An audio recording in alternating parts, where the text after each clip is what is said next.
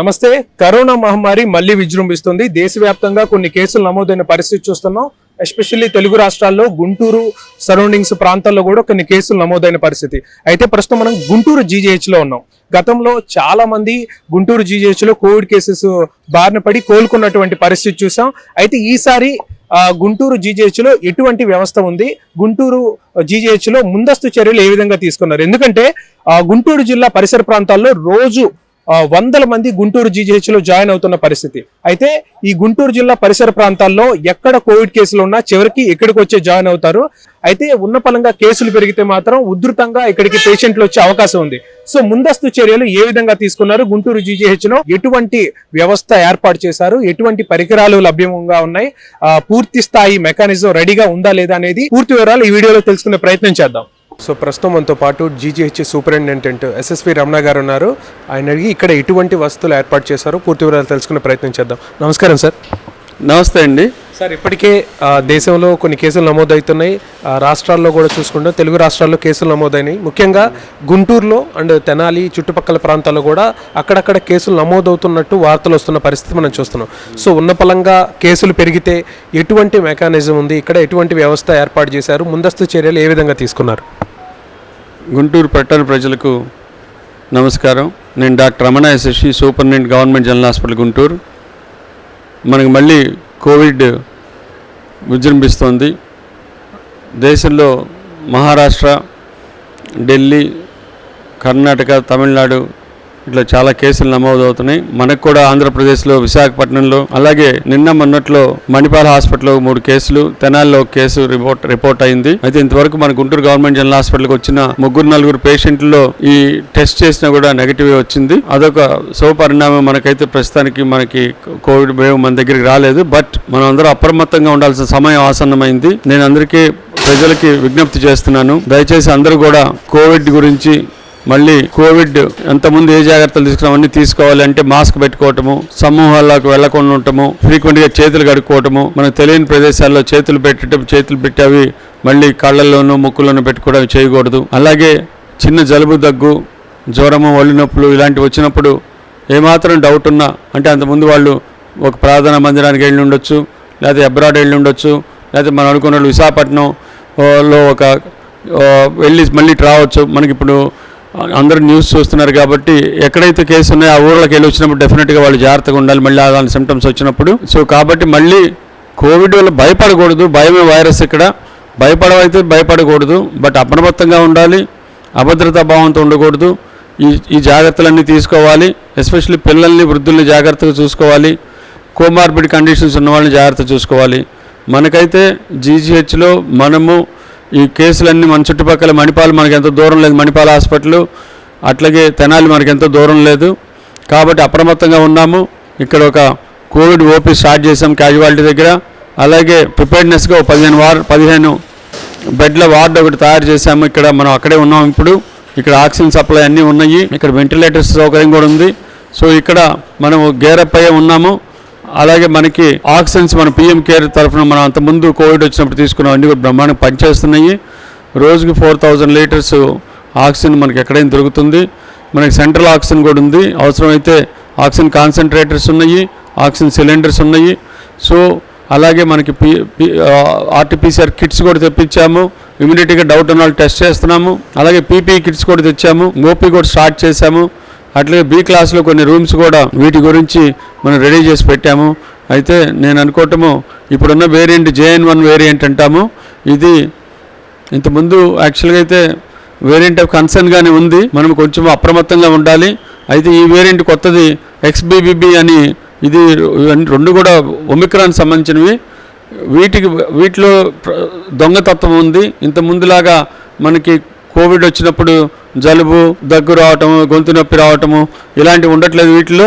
ఇది డైరెక్ట్గా ఒళ్ళు నొప్పులు, జ్వరంతో మొదలవుతుంది. సో వీళ్ళకి మనము జ్వరము, ఒళ్ళు నొప్పులు వచ్చినప్పుడు కూడా మనము ఒకవేళ తగ్గకపోతే, హై టెంపరేచర్ వస్తే, అట్లాగే ఈ సస్పిషియస్ ఏరియాస్కి వెళ్ళొచ్చినప్పుడు, సమూహాలకు వెళ్ళొచ్చినప్పుడు, లేకపోతే ఇంట్లో ఎవరికైనా ఇలాంటివి వచ్చినప్పుడు, ఒకరికిద్దరికి, ముగ్గురికి, నలుగురికి అట్లా వచ్చినప్పుడు డెఫినెట్గా ఈ కోవిడ్ టెస్ట్ చేయించాలి. మన గవర్నమెంట్ హాస్పిటల్కి వస్తే ఖచ్చితంగా మనం ఫ్రీగా ఇది చేస్తాము. అలాగే రోగ నిర్ధారణ చేస్తాము. ఎందుకంటే ఈ 2 వేరియంట్స్ కూడా కొంచెం దొంగతత్వం గలవేను, డిసెప్టివ్గా ఉంటాయి ఇవి. సో మనకి ఏటిపికల్గా ప్రజెంట్ అవుతాయి.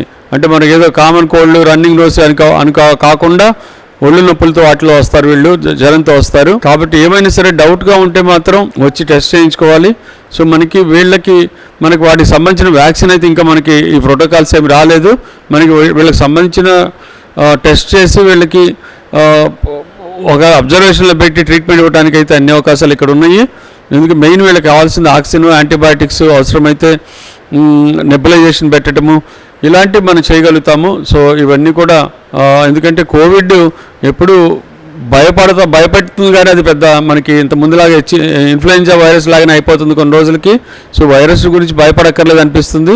కానీ ఈ వేరియంట్ దొంగ వేరియంట్ కాబట్టి అందరూ అప్రమత్తంగా ఉండాలి. అట్లాగే కొంచెము పెద్దవాళ్ళలో కానీ చిన్నపిల్లలు కానీ కోమార్బిడ్ కండిషన్లో కొంచెం మరణాలు కూడా సంభవిస్తున్నాయి అక్కడక్కడ.